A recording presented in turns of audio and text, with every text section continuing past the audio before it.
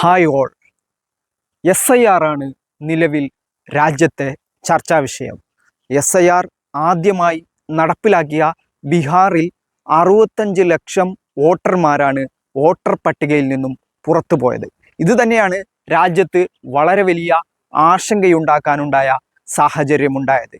നിലവിൽ സ്വതന്ത്രാനന്തര ഇന്ത്യയിൽ 8 തവണ SIR നടപ്പിലാക്കിയിട്ടുണ്ടെങ്കിലും ഇത്രയും വലിയ പുറത്താക്കൽ വോട്ടർ പട്ടികയിൽ നിന്നും നടത്തിയത് ചരിത്രത്തിൽ ആദ്യമായിട്ടാണ്.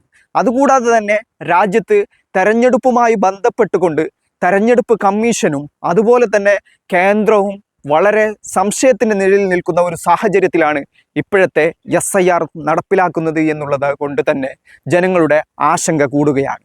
അതുകൂടാതെ തന്നെ നേരത്തെയുണ്ടായ CAA നിയമം, രാജ്യത്തുണ്ടാക്കിയ CAA നിയമം വളരെ വലിയ പ്രതിഷേധങ്ങൾക്ക് കാരണമായിരുന്നു.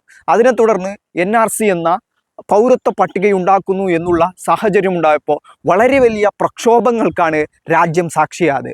ഈ CAA പോലെയുള്ള NRC പോലെയുള്ള പദ്ധതികളാണോ ഇത്തരത്തിൽ SIRലൂടെ നടപ്പിലാക്കുന്നത് എന്നുള്ള ചോദ്യവും വിമർശനവും അല്ലെങ്കിൽ ആശങ്കയും ഒരു ഭാഗത്ത് നിലനിൽക്കുന്നുണ്ട്.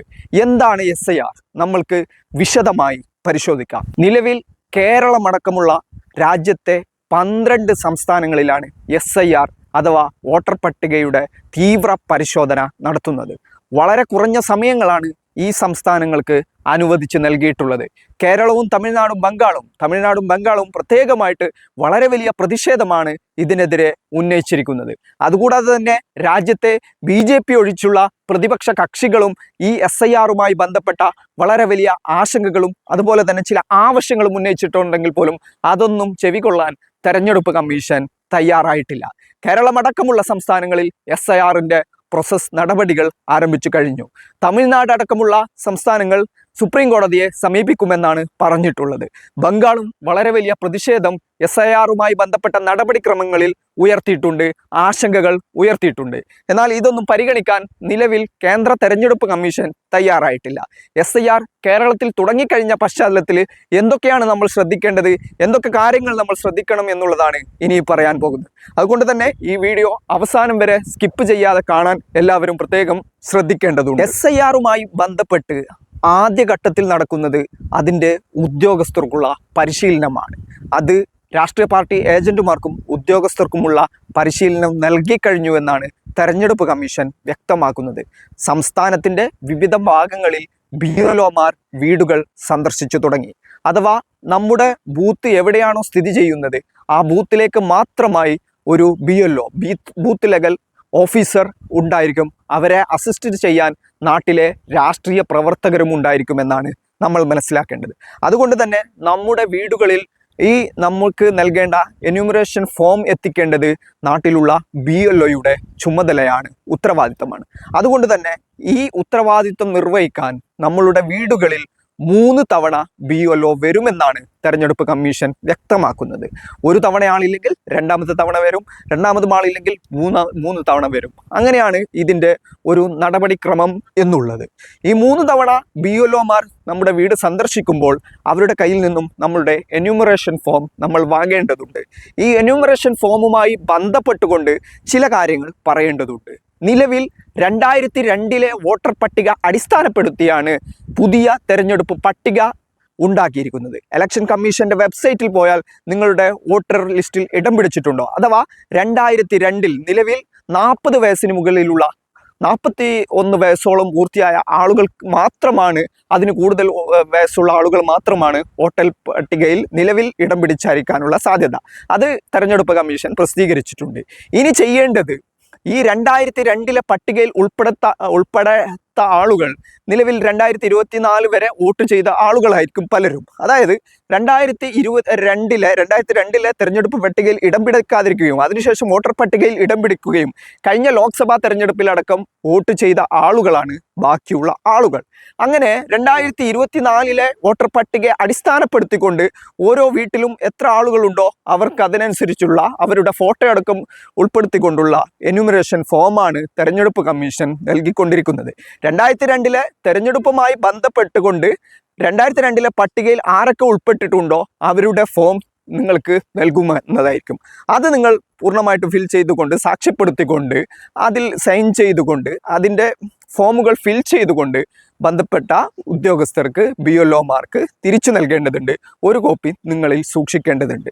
അപ്പോൾ 2002 ഇടം പിടിച്ച ആളുകൾ മറ്റൊരു രേഖയും അതിനോടൊപ്പം സമർപ്പിക്കേണ്ടതില്ല. കാരണം നിലവിൽ അവർ ഓൾറെഡി വോട്ടർ പട്ടികയിൽ ഇടം പിടിച്ച ആളുകളാണ്. ഇനി 2002 ശേഷമുള്ള ആളുകൾ അവരുടെ ആരെങ്കിലും മാതാവോ പിതാവോ ആരെങ്കിലും രക്ഷിതാക്കൾ വോട്ടർ പട്ടികയിൽ ഇടം പിടിച്ചിട്ടുണ്ടെങ്കിൽ ആ നമ്പറിനെ അടിസ്ഥാനപ്പെടുത്തിക്കൊണ്ട് അവരുടെ തെരഞ്ഞെടുപ്പ് കാർഡുമായി ബന്ധപ്പെട്ടുകൊണ്ട് ആ നമ്പറൊക്കെ ഫില്ല് ചെയ്തുകൊണ്ടാണ് ആ എന്യൂമറേഷൻ ഫോം ഫില്ല് ചെയ്യേണ്ടത്. അതുകൊണ്ട് 2024 വരെയുള്ള ആളുകൾ അത്തരത്തിൽ ഫില്ല് ചെയ്തുകൊണ്ട് അതോടൊപ്പം തന്നെ ചില രേഖകൾ കൂടി സമർപ്പിക്കണമെന്ന് തെരഞ്ഞെടുപ്പ് കമ്മീഷൻ വ്യക്തമാക്കുന്നുണ്ട്.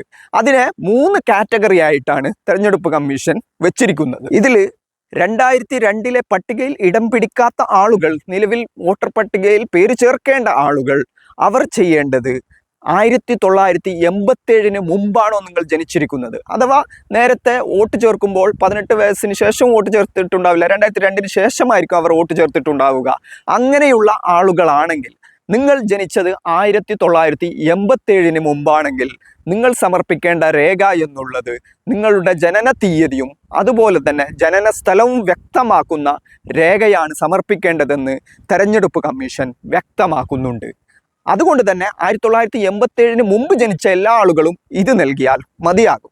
ഇനി 1987 ശേഷം 2004 വരെയുള്ള കാലയളവ്, 2004 ഡിസംബർ വരെയുള്ള കാലയളവിലാണ് നിങ്ങൾ ജനിച്ചതെങ്കിൽ, 1987 മുതൽ 2004 വരെയുള്ള കാലയളവിലാണ് നിങ്ങൾ ജനിച്ചതെങ്കിൽ നിങ്ങൾ സമർപ്പിക്കേണ്ട രേഖ എന്നുള്ളത് നിങ്ങളുടെ ജനന തീയതിയും ജനന സ്ഥലവും വ്യക്തമാക്കുന്ന രേഖയും അതോടൊപ്പം തന്നെ നിങ്ങളുടെ രക്ഷിതാക്കളിൽ ആരെങ്കിലും ഒരാൾ, മാതാവോ പിതാവോ, അവരുടെ ഏതെങ്കിലും ഒരു രേഖയാണ്. അഥവാ മാതാവോ പിതാവോ ആരാണോ നിങ്ങളുടെ രക്ഷിതാക്കൾ അതിൽ നിന്നും ആരെങ്കിലും ഒരാളുടെ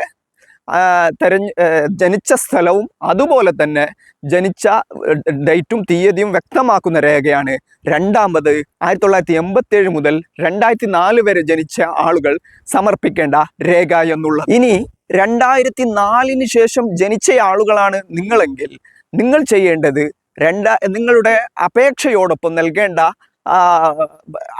രേഖ എന്നുള്ളത് നിങ്ങൾ ജനിച്ച തീയതിയും ജനിച്ച സ്ഥലവും വ്യക്തമാക്കുന്ന രേഖയും അതോടൊപ്പം തന്നെ നിങ്ങളുടെ രക്ഷിതാക്കളിൽ 2 പേരും, മാതാവും പിതാവും 2 പേരും ഉണ്ടെങ്കിൽ 2 പേരുടെയും ജനിച്ച സ്ഥലവും തീയതിയും വ്യക്തമാക്കുന്ന രേഖയും നിങ്ങളുടെ അപേക്ഷയോടൊപ്പം ബന്ധപ്പെട്ട BLOക്ക് സമർപ്പിക്കേണ്ടതുണ്ട്.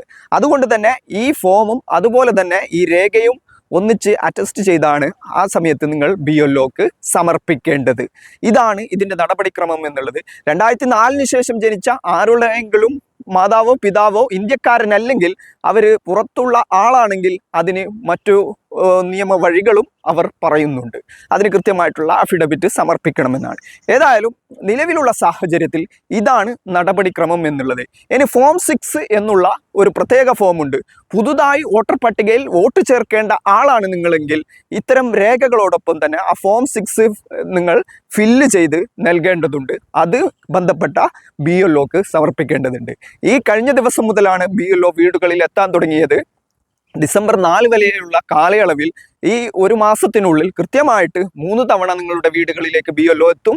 അതിൽ അവർ ഫോം നിങ്ങൾക്ക് നൽകും. നിങ്ങളത് ഫില്ല് ചെയ്ത് ബന്ധപ്പെട്ട BLOക്ക് തിരിച്ചു നൽകേണ്ടതാണ്. ഒരു കോപ്പി നിങ്ങൾ കയ്യിൽ വെക്കേണ്ടതുമാണ്. ഈ കയ്യിൽ വെക്കേണ്ട കോപ്പി എന്നുള്ളത് ഇതിൽ ഏതെങ്കിലും കാരണം കൊണ്ട് ഹിയറിങ്ങിന് നിങ്ങളെ ഹാജരാവാൻ പറയുന്നുണ്ടെങ്കിൽ ആ സമയത്ത് നിങ്ങൾ നൽകേണ്ടതും അതോടൊപ്പം തന്നെ അന്ന് കാണിക്കാനുള്ളതുമാണ്. അതുകൊണ്ട് തന്നെ ഒരു കോപ്പി നിങ്ങളുടെ കയ്യിൽ വെച്ച് ഒന്ന് നിങ്ങൾ BLOക്ക് നൽകേണ്ടതാണ്.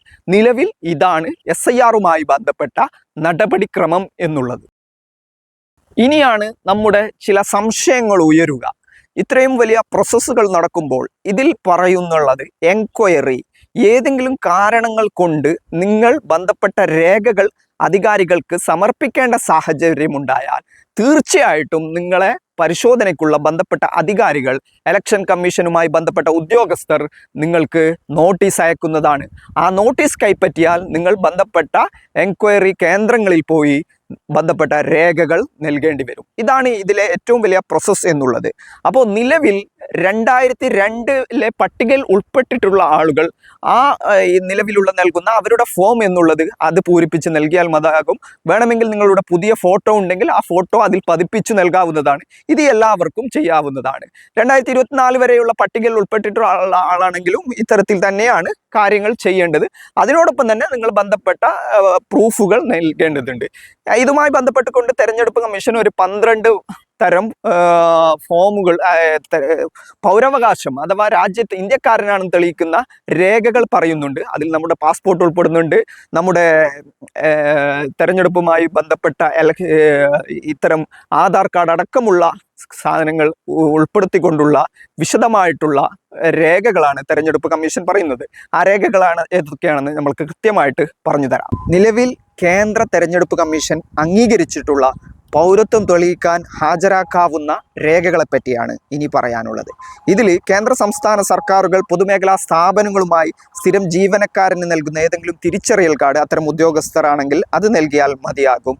ഇല്ലെങ്കിൽ 1/7/1987 മുമ്പ് സർക്കാർ, തദ്ദേശ അധികാരികൾ, അതുപോലെ തന്നെ ബാങ്കുകൾ, പോസ്റ്റ് ഓഫീസ്, LIC, പൊതുമേഖലാ സ്ഥാപനങ്ങൾ എന്നിവ ഇന്ത്യയിൽ നൽകിയ ഏതെങ്കിലും തിരിച്ചറിയൽ കാർഡ് നിങ്ങളുടെ കയ്യിലുണ്ടെങ്കിൽ അത് നൽകിയാൽ മതിയാകും.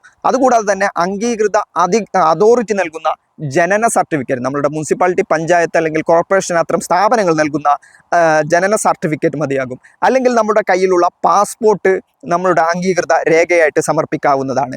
അതല്ലെങ്കിൽ അംഗീകൃത ബോർഡുകൾ, സർവകലാശാലകൾ നൽകുന്ന മെട്രിക്കുലേഷൻ വിദ്യാഭ്യാസ certificate, school certificate, college certificate നിങ്ങൾക്ക് ഹാജരാക്കാവുന്നതാണ്. അതല്ലെങ്കിൽ അംഗീകൃത സംസ്ഥാന അധികാരി നൽകുന്ന സ്ഥിരതാമസ സർട്ടിഫിക്കറ്റും കൂടി നിങ്ങൾക്ക് ഹാജരാക്കാവുന്നതാണ്. അതുകൂടാതെ തന്നെ ST വിഭാഗങ്ങൾക്ക് വനാവകാശ സർട്ടിഫിക്കറ്റ്, അതുമായിട്ട് ബന്ധപ്പെട്ട രേഖകളും ഹാജരാക്കാവുന്നതാണ്. OBC, SC, ST അല്ലെങ്കിൽ യോഗ്യതയുള്ള അധികാരി നൽകുന്ന ഏതെങ്കിലും ജാതി സർട്ടിഫിക്കറ്റ് നിങ്ങളുടെ കയ്യിലുണ്ടെങ്കിൽ അത് ഹാജരാക്കാവുന്നതാണ്. ദേശീയ പൗരത്വ രജിസ്റ്റർ നിലവിൽ അസ്സാമിൽ മാത്രമാണ് ഈ ആനുകൂല്യമുള്ളത്. പക്ഷേ നിലവിൽ അസ്സാമിൽ SIRുമായി ബന്ധപ്പെട്ട നടപടികൾ ആരംഭിച്ചിട്ടില്ല. അവിടെ SIR നടത്തുന്നില്ല. അവിടെയാണ് ദേശീയ പൗരത്വ രജിസ്റ്റർ ഉള്ളത്. അത് അതിൻ്റെ രേഖകൾക്കുള്ളത് അവർക്ക് നൽകാവുന്നതാണ്. അതല്ലാതെ സംസ്ഥാന തദ്ദേശ അധികാരികൾ തയ്യാറാക്കിയ കുടുംബരേഖയും അതോടൊപ്പം തന്നെ സർക്കാർ നൽകിയ ഏതെങ്കിലും ഭൂമിയോ വീടോ അതുമായി ബന്ധപ്പെട്ട നൽകിയ സർട്ടിഫിക്കറ്റോ നിങ്ങളുടെ കയ്യിലുണ്ടെങ്കിൽ അത് ഹാജരാക്കാവുന്നതാണ്. അതുകൂടാതെ തന്നെ അവസാനമായി സുപ്രീം കോടതിയിൽ ബീഹാറിലെ SIRുമായി ബന്ധപ്പെട്ട് നടത്തിയ പ്രത്യേകമായിട്ടുള്ള വാദമുഖങ്ങൾക്കിടയിൽ സുപ്രീം കോടതി അംഗീകരിച്ചിട്ടുള്ള ആധാർ കാർഡ് രേഖയായി പരിഗണിക്കണമെന്നുള്ള അന്നത്തെ ഹർജിയുമായി ബന്ധപ്പെട്ട ആളുകൾ നൽകിയ വാദത്തിൻ്റെ അടിസ്ഥാനത്തിൽ സുപ്രീം കോടതി നൽകിയിട്ടുള്ള പ്രത്യേക പരിഗണനയുടെ അടിസ്ഥാനത്തിൽ അതും കൂടി തെരഞ്ഞെടുപ്പ് കമ്മീഷൻ ഉൾപ്പെടുത്തിയിട്ടുണ്ട്. നിങ്ങളുടെ കയ്യിലുള്ള ആധാർ കാർഡും പൗരത്വ രേഖയായിട്ട് നിലവിൽ ഇലക്ഷൻ കമ്മീഷന് മുമ്പിലുള്ള രേഖകളിൽ നിങ്ങൾക്ക് സമർപ്പിക്കാവുന്നതാണ്. ഇതിൽ നമ്മൾ വളരെ ശ്രദ്ധയോടുകൂടി മനസ്സിലാക്കേണ്ട കാര്യം, നിങ്ങൾ വോട്ടർ പട്ടികയിൽ ഇടം പിടിച്ചിട്ടില്ല എങ്കിൽ വോട്ട് ചെയ്യാനുള്ള അവകാശം മാത്രമല്ല നിങ്ങളുടേത് നിഷേധിക്കപ്പെടുക, നിങ്ങളുടെ പൗരത്വമായി ബന്ധപ്പെട്ട് പോലും നിലവിലുള്ള SIR പ്രക്രിയ ബന്ധപ്പെട്ടിരിക്കുന്നു എന്നുള്ളതാണ്. അതുകൊണ്ട് തന്നെ വോട്ടവകാശം മാത്രമല്ല നിങ്ങളുടെ നഷ്ടപ്പെടുക, പൗരാവകാശം കൂടിയാണ്, പൗരന്മാരുടെ അവകാശങ്ങൾ കൂടിയാണ് യഥാർത്ഥത്തിൽ ഇതിൽ നിന്നും പുറത്തു പോകൽ കൊണ്ട് ചിലപ്പോൾ സംഭവിക്കുക എന്നുള്ള സാഹചര്യമാണ് നിലവിലുള്ളത്. അതും നാം ഓരോരുത്തരും തിരിച്ചറിയേണ്ടതുണ്ട്. അതുകൊണ്ട് തന്നെ SIRുമായി ബന്ധപ്പെട്ടിട്ടുള്ള നിലവിൽ സംസ്ഥാനത്ത് നടത്തിക്കൊണ്ടിരിക്കുന്ന ഈ പ്രക്രിയയുടെ ഭാഗമായിട്ട് വോട്ടർ പട്ടിക ശുദ്ധീകരണമാണ് ഇലക്ഷൻ കമ്മീഷൻ പറയുന്നുള്ളത് എങ്കിൽ പോലും ആ വോട്ടർ പട്ടിക ശുദ്ധീകരണവുമായി ബന്ധപ്പെട്ടുകൊണ്ട് നിലവിലുള്ള സാഹചര്യത്തിൽ നമ്മൾ ഈ രേഖകളുമായി ബന്ധപ്പെട്ടുകൊണ്ട്, നമ്മളുടെ ഫോമുകളുമായി ബന്ധപ്പെട്ടുകൊണ്ട് ഇതൊക്കെ നൽകേണ്ടതുണ്ട്. അത് അനിവാര്യമാണ്. ഇത് നിങ്ങളുടെ പൗരത്വ രേഖയായിട്ട് പോലും മാറാനുള്ള സാധ്യതയുണ്ട്. നിങ്ങളുടെ വോട്ടവകാശം ഇല്ലാതായതുകൊണ്ട് വോട്ടവകാശം മാത്രമല്ല നിങ്ങളുടെ എല്ലാ അവകാശങ്ങളും ഭരണകൂടം ഇതിനോട് കവർന്നെടുക്കാൻ പോലും ചിലപ്പോൾ സാധ്യതയുണ്ട് എന്നതാണ്. എന്നാൽ ബീഹാറിലെ SIRുമായി ബന്ധപ്പെട്ടാണ് വളരെ വലിയ ആശങ്കകൾ ഉണ്ടായിരുന്നത്.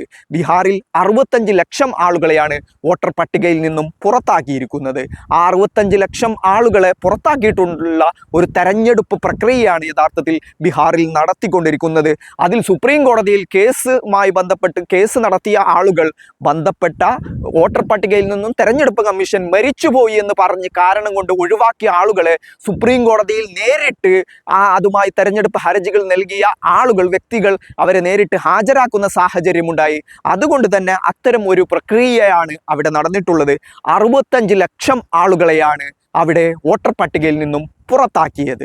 അതുകൂടാതെ തന്നെ അതിൽ മനസ്സിലാക്കേണ്ട ഒരു പ്രത്യേകമായി ശ്രദ്ധിക്കേണ്ട കാര്യം എന്നുള്ളത് ബീഹാറിലെ മുസ്ലിം ജനസംഖ്യ എന്നുള്ളത് 17%. പക്ഷേ ജനസംഖ്യാനുപാതികമായി വോട്ടർ പട്ടികയിൽ നിന്ന് പുറത്തായ ആളുകളുടെ കണക്കെടുക്കുമ്പോൾ അത് ഞെട്ടിക്കുന്നതാണ്, ഭയപ്പെടുത്തുന്നതാണ്. തീർച്ചയായിട്ടും അവിടെ വോട്ടർ പട്ടികയിൽ നിന്നും പുറത്തുപോയ ആളുകളുടെ ശരാശരി കണക്കെടുക്കുമ്പോൾ 34% മുസ്ലിങ്ങളെയാണ് വോട്ടർ പട്ടികയിൽ നിന്നും പുറത്താക്കിയിരിക്കുന്നത്. അതുകൂടാതെ തന്നെ വോട്ടർ പട്ടികയിൽ നിന്നും പുറത്തുപോയ ഭൂരിഭാഗം ആളുകളും മുസ്ലിം, ദലിത് അല്ലെങ്കിൽ SC ST മറ്റുള്ള ആദിവാസി പിന്നോക്ക വിഭാഗങ്ങളിൽ നിന്നുള്ള ആളുകളാണ് കൂടുതലും പുറത്തു പോയിരിക്കുന്നത്. അത്തരം ആളുകളാണ് ഈ 65 ലക്ഷം ആളുകളും എന്നുള്ളതാണ് നമ്മൾ ശ്രദ്ധയോടുകൂടി ജാഗ്രതയോടുകൂടി കാണേണ്ടത്. അതുകൊണ്ട് തന്നെ രാജ്യത്ത് വളരെ വലിയ ഒരു സാഹചര്യമാണ് ഇപ്പോഴുണ്ടായിക്കൊണ്ടിരിക്കുന്നത്. ഇത്തരം ഒരു സാഹചര്യത്തിൽ പശ്ചിമ ബംഗാളും തമിഴ്നാടും ഒക്കെ വളരെ പ്രതിഷേധങ്ങൾ ഉയർത്തിയിരിക്കുന്ന പശ്ചാത്തലത്തിൽ SIRമായി ബന്ധപ്പെട്ട് 12 സംസ്ഥാനങ്ങളിൽ അതിൻ്റെ നടപടിക്രമങ്ങൾ പുരോഗമിക്കുമ്പോൾ അതിൻ്റെ ആഫ്റ്റർ എഫക്റ്റ്, അതിൻ്റെ അവസാനം എന്താകുമെന്ന് കണ്ടറിയേണ്ട കാര്യമാണ്. ബീഹാറിൽ 65 ലക്ഷം ആളുകൾ പുറത്തു പോയതുപോലെ തന്നെ മറ്റുള്ള സംസ്ഥാനങ്ങളിൽ അത്രയും ആളുകൾ പുറത്തു പോകുമോ, അത്രയും ആളുകളെ പുറത്താക്കുമോ എന്നുള്ളതൊക്കെ കണ്ടറിയേണ്ട കാര്യമാണ്. നിലവിൽ തെരഞ്ഞെടുപ്പ് കമ്മീഷൻ പറയുന്നുള്ളത് ആരുടെയും വോട്ട് റദ്ദാക്കാനല്ല, വോട്ടർ പട്ടികയിൽ നിന്നും പുറത്താക്കാനല്ല SIR നടത്തുന്നുള്ളത്. അത് ഇതിൻ്റെ ശുദ്ധീകരണ പ്രക്രിയയുമായി ബന്ധപ്പെട്ടുകൊണ്ടാണ്. ഈ ശുദ്ധീകരണം നടത്താൻ വേണ്ടിയിട്ടാണ്. എന്നാൽ ഇരട്ട വോട്ടുള്ള ആളുകളെ കണ്ടെത്താനോ അല്ലെങ്കിൽ മറ്റുള്ള വോട്ടർ പട്ടികയിൽ നിന്നും അനധികൃതമായി കുടിയേറിയ ആളുകളെ കണ്ടെത്താനോ പ്രത്യേകമായിട്ട് ഇതിൽ പദ്ധതികളൊന്നും പറയുന്നില്ല. എങ്കിൽ പോലും കൃത്യമായിട്ട് നമ്മൾ മനസ്സിലാക്കേണ്ട ഒരു കാര്യം ഇത് രാജ്യത്ത് തുടങ്ങിക്കഴിഞ്ഞു എന്നുള്ളതാണ്. ബീഹാറിൽ 65 ലക്ഷം ആളുകൾ പുറത്തു പോയത് മാത്രമല്ല, ആ ഒരു മണ്ഡലത്തിൽ തന്നെ 78,000-ൽ പരം ആളുകളെയാണ് അവിടെ വോട്ടർ പട്ടികയിൽ നിന്നും പുറത്താക്കിയിരിക്കുന്നത് എന്നുള്ള സാഹചര്യവും അവിടെ ഉണ്ടായിട്ടുണ്ട്. അതുകൊണ്ട് തന്നെ ഇവിടെ പ്രശ്നങ്ങൾ സംഭവിക്കാനിടയുള്ള സാഹചര്യം എന്നുള്ളത് നിങ്ങളുടെ പേരുകളിൽ പ്രശ്നങ്ങൾ ഉണ്ടാകാം, നിങ്ങളുടെ ഇനീഷ്യലുകളിൽ പ്രശ്നങ്ങൾ ഉണ്ടാകാം, നിങ്ങളുടെ ഡേറ്റ് ഓഫ് ബർത്തും ബന്ധപ്പെട്ട രേഖകളിലും പ്രശ്നങ്ങൾ ഉണ്ടാകാം. അതുകൂടാതെ തന്നെ ഈ കരട് വോട്ടർ പട്ടിക ഡിസംബർ പ്രസിദ്ധീകരിക്കുമ്പോൾ തുടർന്ന് ആക്ഷേപങ്ങൾ ഉന്നയിക്കാനുള്ള സമയമാണ്. അങ്ങനെ ആക്ഷേപങ്ങൾ ഉന്നയിപ്പിക്കുമ്പോൾ ഏതെങ്കിലും രാഷ്ട്രീയ പ്രസ്ഥാനങ്ങളോ അല്ലെങ്കിൽ ബന്ധപ്പെട്ട ആരെങ്കിലും വ്യക്തികളോ മറ്റോ ചില വോട്ടുകളുടെ കാര്യത്തിൽ സംശയമുണ്ട് എന്നുള്ള രീതിയിലുള്ള പരാതികൾ കൊടുത്താൽ അത്തരം പരാതികളിൽ ഉൾപ്പെട്ടിട്ടുള്ള ആളുകൾ ബന്ധപ്പെട്ട അധികാര കേന്ദ്രങ്ങളിൽ നിന്നും അവരുടെ രേഖകളുമായിട്ട് ഹാജരാകേണ്ട ഒരു സാഹചര്യം ഉണ്ടാകും. ആ ഒരു പശ്ചാത്തലത്തിൽ നാട്ടിലില്ലാത്ത ആളുകളും അല്ലെങ്കിൽ പുറത്തുള്ള ആളുകളും പല കാരണങ്ങളുണ്ട് പല സ്ഥലത്തായി ജോലി ചെയ്യുന്ന ആളുകളും നേരിട്ട് ഈ തെരഞ്ഞെടുപ്പ് കമ്മീഷന്റെ ഉദ്യോഗസ്ഥർക്ക് മുമ്പിൽ ഹാജരാകേണ്ട ആവശ്യമുണ്ടാകും. ആഫ്റ്റർ ഓൾ ഇതിൽ തീരുമാനമെടുക്കേണ്ടത് തെരഞ്ഞെടുപ്പ് കമ്മീഷന്റെ ഉദ്യോഗസ്ഥരാണ്. ഇനി കരട് വോട്ടർ പട്ടികയും അന്തിമ വോട്ടർ പട്ടികയും സ്ഥാപിച്ചു കഴിഞ്ഞാൽ പിന്നീട് ജില്ലാ കളക്ടർക്കോ അല്ലെങ്കിൽ സംസ്ഥാന തെരഞ്ഞെടുപ്പ് കമ്മീഷണർക്കോ ആണ് ഈ വോട്ട് നഷ്ടപ്പെട്ട ആളുകൾക്ക് പരാതി കൊടുക്കാമെന്ന് പറയുന്നത്. അല്ലെങ്കിൽ ബന്ധപ്പെട്ട കോടതികളെ സമീപിക്കാനുള്ള ഒരു സാഹചര്യമാണ് നിലനിൽക്കുന്നത്. എങ്കിൽ പോലും ബീഹാറിലെ അവസ്ഥകൾ വെച്ച് നോക്കുമ്പോൾ അവരെ ഒരു ഭാഗത്ത് ഇലക്ഷൻ നടക്കുന്നു, മറ്റു ഭാഗത്ത് SIRൽ നിന്ന് പുറത്തു പോയ ആളുകൾ മറ്റൊരു ഭാഗത്ത് പുറത്തു നിൽക്കുന്നു എന്നുള്ള ഒരു സാഹചര്യമാണ്. അതുകൊണ്ട് തന്നെ ഇത് വളരെ വലിയ നിയമപ്രക്രിയയാണ്. തീർച്ചയായിട്ടും നമ്മൾ ഓരോരുത്തരും ശ്രദ്ധയോടുകൂടി കാണേണ്ട കാര്യവുമാണ്. അതുകൊണ്ട് തന്നെ നിലവിൽ SIR സംസ്ഥാനത്ത് തുടങ്ങിക്കഴിഞ്ഞു, അതിൻ്റെ നടപടികൾ തുടങ്ങിക്കഴിഞ്ഞു എന്നുള്ളതാണ്. ഇതിൽ വളരെ ശ്രദ്ധയോടുകൂടി ഈ എൻക്വയറി എന്നുള്ളത്, അതുകൂടാതെ തന്നെ ഉദ്യോഗസ്ഥർക്ക് ഏതെങ്കിലും വോട്ടർ പട്ടികയിൽ നിലവിൽ ഉദ്യോഗസ്ഥർ പറയുന്നുള്ളത് നിലവിലുള്ള വോട്ടർ പട്ടികയിലുള്ള ആളുകളെ ഉൾപ്പെടുത്തിക്കൊണ്ടുള്ള ഒരു പട്ടികയാണ് ഞങ്ങൾ ഉദ്ദേശിക്കുന്നുള്ളത്, അതിൽ ശുദ്ധീകരണം മാത്രമാണ് നടത്തുന്നത് എന്നതാണ്. എങ്കിൽ പോലും ഉദ്യോഗസ്ഥർക്ക് ഇത് പരിശോധിക്കുമ്പോൾ എന്തെങ്കിലും കുഴപ്പമുണ്ട് എന്ന് തോന്നിയാൽ നിങ്ങളെയും അതുപോലെ തന്നെ ഇത്തരം എൻക്വയറികൾക്ക് വിളിക്കാവുന്നതാണ്. ഉദ്യോഗസ്ഥരുടെ അധീനതയിൽ പെടുന്ന കാര്യമാണ്, തെരഞ്ഞെടുപ്പ് കമ്മീഷനുമായി ബന്ധപ്പെട്ട ഉദ്യോഗസ്ഥരുടെ അധികാര പരിധിയിൽ വരുന്നതാണ്. അത്തരം കാര്യങ്ങൾ ഉണ്ടായാൽ അവർക്ക് നോട്ടീസ് നൽകുകയും അവർ ഹാജരാകേണ്ട സാഹചര്യവും ഉണ്ടായിരിക്കുമെന്നതാണ്. അതുകൊണ്ട് തന്നെ ഇതിൽ പറയുന്ന മറ്റൊരു കാര്യം ജനന തീയതിയും ജനന സ്ഥലവും വ്യക്തമാക്കുന്ന രേഖ സമർപ്പിക്കണമെന്നാണ്. ഇപ്പോൾ നിലവിൽ പറഞ്ഞിരിക്കുന്ന ഈ 12 രേഖകളും നമ്മൾക്ക് സമർപ്പിക്കാവുന്നതാണ്. നിലവിൽ അതുമായിട്ടുള്ള രേഖകൾ സമർപ്പിച്ചാൽ നടക്കുമെന്നാണ് പറയുന്നത്. എങ്കിൽ പോലും തെരഞ്ഞെടുപ്പ് കമ്മീഷൻ പറഞ്ഞിട്ടുള്ള ഈ ജനിച്ച സ്ഥലവും അതുപോലെ തന്നെ ജനിച്ച തീയതിയും വ്യക്തമാവുന്ന രേഖ എന്നുള്ളത് പലപ്പോഴും ജനന സർട്ടിഫിക്കറ്റ് എന്നുള്ള രീതിയിലേക്ക് വരുമോ എന്നുള്ള ആശങ്ക കൂടി പല രാഷ്ട്രീയ പാർട്ടികളും ഉയർത്തിയിട്ടുണ്ട്. ഏതായാലും SIR കഴിഞ്ഞതിന് ശേഷമേ ഇതിൻ്റെ ആഫ്റ്റർ എഫക്റ്റ് എന്താണ് എന്ന് വ്യക്തമാവുകയുള്ളൂ. ഏതായാലും നമ്മുടെ പൗരാവകാശങ്ങൾക്ക് വേണ്ടി ഓരോ ജനതയും സ്വയം തിരിച്ചറിഞ്ഞുകൊണ്ട് അത് നേടിയെടുക്കാനുള്ള കഠിനമായ പ്രയത്നങ്ങൾ തുടരേണ്ടതുണ്ട്. SIRുമായി ബന്ധപ്പെട്ട കൂടുതൽ വീഡിയോകൾക്കും അതുമായി ബന്ധപ്പെട്ട വിവരങ്ങളും നമ്മളുടെ ഈ ചാനലിൽ അപ്ലോഡ് ചെയ്യുന്നതാണ്. അതുകൊണ്ട് തന്നെ ചാനൽ സബ്സ്ക്രൈബ് ചെയ്യാത്തവർ തീർച്ചയായും സബ്സ്ക്രൈബ് ചെയ്യുക. തുടർന്നുള്ള നിങ്ങളുടെ സഹകരണം കൂടി നമ്മൾ പ്രതീക്ഷിക്കുന്നു.